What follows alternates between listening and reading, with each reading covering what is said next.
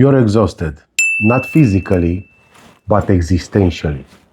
You have read books, you've done the meditations, you've tried to let go, you've listened to non-duality speakers, and yet the noise in your head hasn't stopped. In fact, it is louder than ever. Here is the hard truth that most spiritual teachers and non-duality speakers won't tell you. The reason you haven't found peace is because you are trying to find. The seeking itself is the noise. Today, we are going to dismantle the addiction to thinking and the trap of the spiritual seeker, not by adding new practices, but by seeing what is actually happening right now. So, welcome. If you are watching this, you are likely suffering from a specific kind of burnout. It is the burnout of the, let's call it, seeker. The spiritual seeker or non-dual seeker is the same shit. You are trying to use the mind to fix the mind. You are trying to use the self to get rid of the self. It is a loop that can last a lifetime. If you consider yourself to be a separate entity called me, a person. In this video, we aren't going to discuss about chakras, vibration, or becoming pure awareness, or you are the awareness. No, that's bullshit. We are cutting it out. We are going to look at the mechanics of your addiction to thinking and how the identity of the seeker is actually the barrier to the peace you are looking for. We will also run a specific experiment, a direct pointer that reveals that gap in the noise. This isn't about beliefs, it's about direct experience, but not yours. Let's look at the mechanism first. You are addicted to thinking. This isn't a metaphor. It is a psychological reality. The brain is a survival machine designed to predict, categorize, and solve problems. It produces thoughts the way the salivary glands produce saliva. But this is only an appearance. Everybody is saying about the brain and thoughts. In reality, it has no connection. And yet, for most of your life, you've assumed that you are the author of these thoughts. You believe you are the thinker, but if you look closely, you'll see that thought simply appears. They arise from nowhere, linger and disappear. And even if you listened to non-dual speakers, you just understood that thoughts are coming by default. But nothing is truly lived there as an experience. In the body, let's say. So, what appears to be the problem is this addiction. It's an addiction to the story of me. There is a story that your life, it is as it is, as seems to be happening. Thoughts appears. I don't like this weather. Why did he look at me like that? I need to figure out my life purpose. This constant commentary gives you a sense of continuity, creates the feeling of a solid me inside the head, and along with it, that unfulfillment, that unhappiness, that subtle sense that something is missing or something needs to be done forbids for this to be done. And this apparent addiction is fueled by anxiety, where when there is silence, the me feels threatened, feels like it might disappear. Yes, in the absence of thoughts, that's the point when the me truly disappears. Therefore, the thoughts always throws up a problem to solve. It creates a crisis, a memory, or a fantasy just to keep the noise going. Still, people treat thinking as a tool to use, but in reality, the tool has taken over. You are not thinking. You are being thought. You are created by thoughts. You is only a thought. The momentum of these dynamics is massive. This is why you can't just decide to stop thinking. The momentum of the case of conditioning is pushing that wheel. This brings people to the most subtle and dangerous trap, the spiritual seeker or the seeker. When you realize that thinking is causing your suffering, the mind comes up with a brilliant solution. I will stop thinking to become enlightened. Do you see the trap? The entity that wants to stop thinking is also a thought. The one who wants to kill the ego is the ego or the me. Same shit. Same old shit. Seeking implies a future. It implies that this moment is not good enough and that future moment will be better.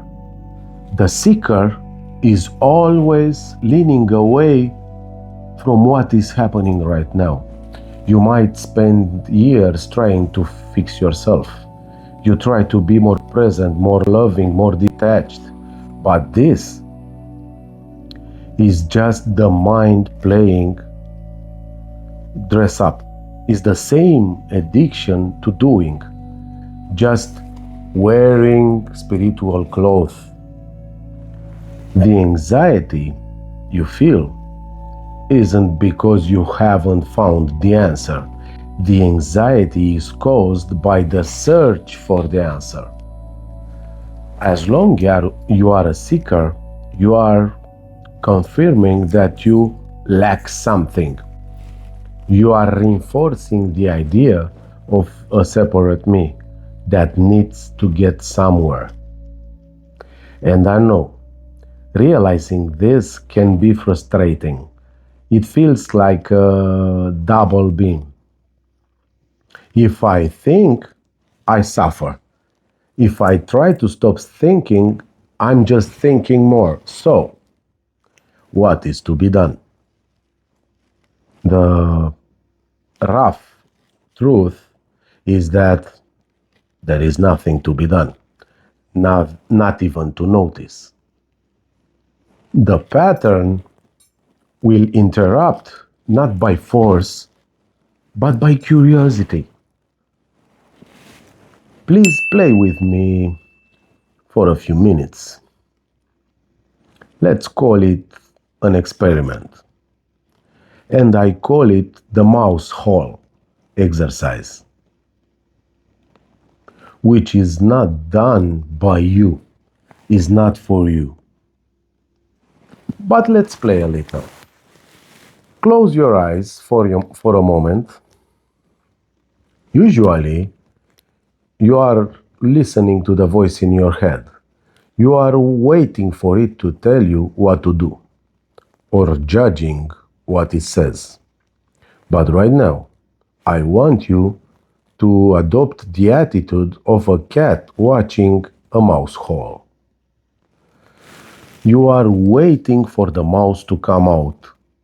The mouse is the next thought. Ask yourself this question and then wait. Wait for the answer. What is my next thought? Or what my next thought is going to be? Did you notice what happened for a moment? Right after you've asked that question, there was a gap, a state without a need to look for another state. In that gap, there was no thought, there was no noise. That's the natural state of the so-called human being. The thought was stopped because the pattern was interrupted by seeing. Usually, you are interested in the content of the thoughts by asking, what will the next thought be? You become, or there is an interest to the process, and suddenly the whole dynamics of thinking stopped. That's non-duality. That's lived non-duality. That gap right there is not something you created. It is the background that is always there. That unconditional freedom, that ungraspable aliveness. That unconditional love. The thoughts are duality. What happened in that gap, in that no thought state, is non-duality. You've been obsessed with duality, missing this lived non-duality, this ungraspable aliveness, which was just experienced a few seconds ago. This so-called exercise points to the reality of no self. When the thought stopped, the narrator disappeared. The person with the history, with the anxiety, and the spiritual to-do list vanished. The story of you disappeared. But existence didn't stop. Hearing continued. Sensing continued. Breathing continued. Seeing continued. Seeing was still there. This proves that there is no you already. Who needs the thinker to exist? The thinker is another thought. The relief you are looking for is not in the future, is not waiting at the end of 10 years of meditation, or I don't know which other suggestion you've heard. It is found in the collapse of thinking, in the collapse of the one who is looking. There is no one inside your head or inside your body controlling life. So, stop trying to fix the mind with the mind. Stop trying to achieve or get this aliveness, this ungraspable aliveness. The seeker It's just another thought pattern running on a loop. If this landed there, and it feels like there is a need to approach this more closely, just contact me. You have my details in the description below.